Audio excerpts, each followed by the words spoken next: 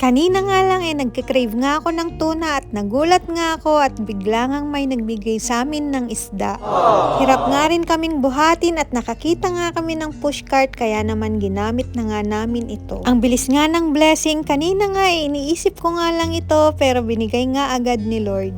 Tatlong malalaking isda nga yung binigay nila at kasama na nga rin dito yung tuna. Dito na nga namin pinaghatian sa labas. Naglatag nga lang kami dyan ng plastic at hinati-hati na nga namin itong isda nang wala ngang kaarte-arte. Sabi nga namin pang isang buwan na ulam na nga ata namin ito. Mabuti na nga lang at makakatipid nga na naman tayo ngayong buwan. Tawang-tawa pa nga dyan sa akin yung mga kasama ko dahil tatlong malalaking isda na nga yung binigay sa amin at nanghingi pangaraw ako ng sapsap. Sabi ko nga favorite ko rin kasi yun. After nga ng hatian, iniwan ko na nga sila sa labas at nilinis ko na nga itong akin. Kumuha nga ako ng 3 pirasong sapsap, yung buntot nga ng tuna at yung buntot nga ng isdang hindi ko nga kilala.